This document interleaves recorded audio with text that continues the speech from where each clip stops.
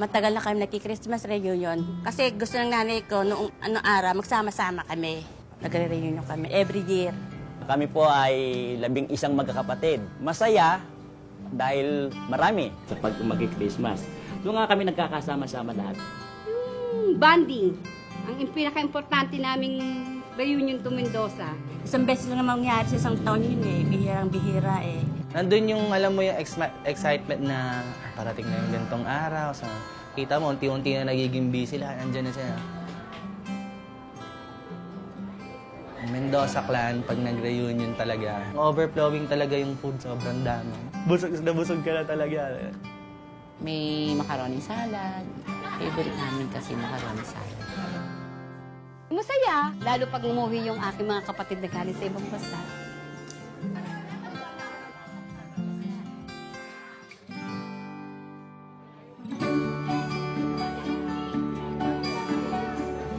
Bago kami kumain, may kami, yung palaro. Nagmo-model sila.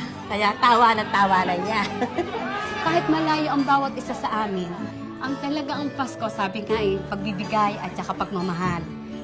Masarap talaga pag sama-sama. Masaya. Kaya kapag minsan hindi, ayaw na namin matapos eh.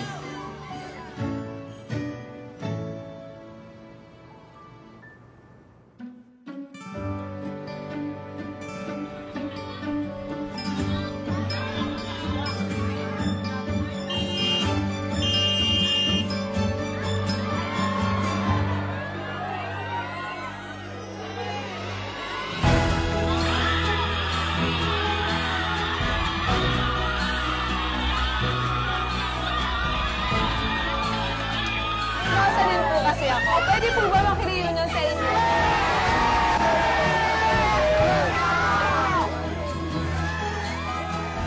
Pagdating ni Mendoza, talagang all of us, talagang nagulat. We do not expect it. Ay, napakasaya. Ubod ang saya. Masarap talaga ang sama-sama. Yung mga ganun saya, hindi mo kayang bayaran. Yung sayang yun. Yung kayang tumbasag. Ito ang pinakamasayang reunion namin Mendoza. Walang kalagyan ng kasiyahan namin.